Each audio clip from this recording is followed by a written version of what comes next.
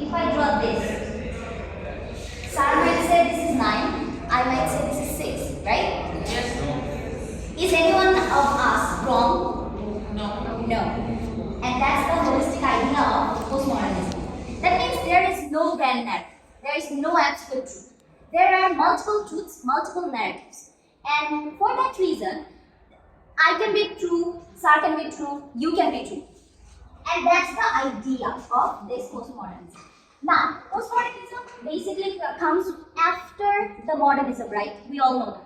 So why do you think that was necessary for postmodernism to come? Because after the industrialization, people started thinking that, yeah, we are lacking of our human touch, we are being machine. We know that reality is not that easy how it is presented to everyone.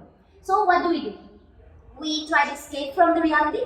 We know that reality is not that easy and it's really suffering and it's complex. So the complexity and the complications of reality is criticized in postmodernism with the characteristics of prestige, like my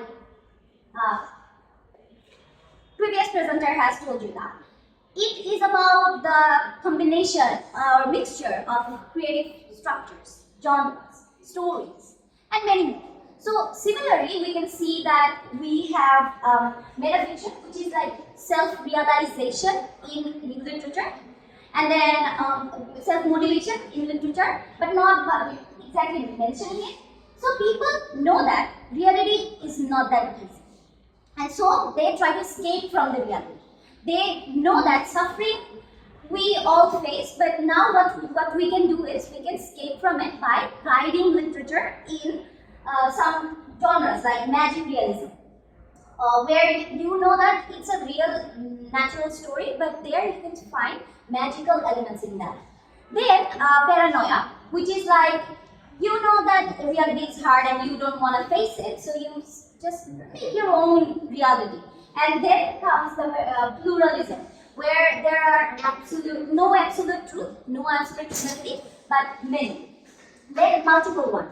So the mixture of culture, mixture of stories, mixture of structures, many things are visible. Thus comes the intertextuality. That means in my book, I can see the references of other books coming. I can see the stories and the references of other literatures coming.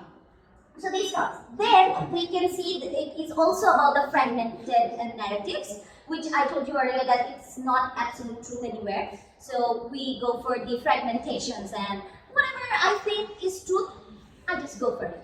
So there is no, there is a term which is like truth versus reality. So for me, I can consider this one as reality, this one as truth. But for Tonmoy, it might not be true for for him. So that's the thing. Then comes the last characteristics of many, which is the uses of many ironies and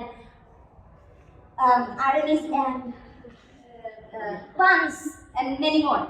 And then I would like to give some examples like J.D. Salinger's The Catcher in the Rye, then Kafka on the Shore by Haruki Murakami, then we know G.T. Martinez's 100 Years of Solitude, then many more like Catch-22 or Slaughterhouse 5.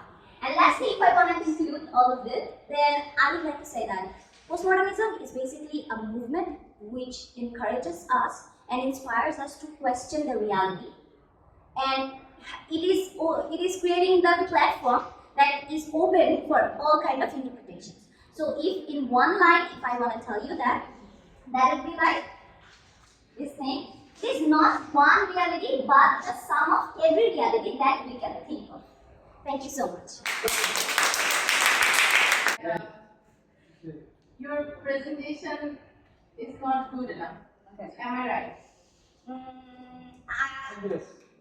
Oh yeah, that can be open for interpretations. Okay, I think it's correct and right for me, but it can be not for you. It's fine, and it's totally acceptable. Out of the box. So if I say that it makes me very much bored, am I right? Yes, you are.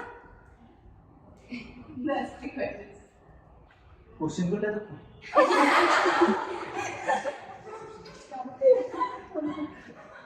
अच्छा लगा नहीं Next. Okay. Thank you.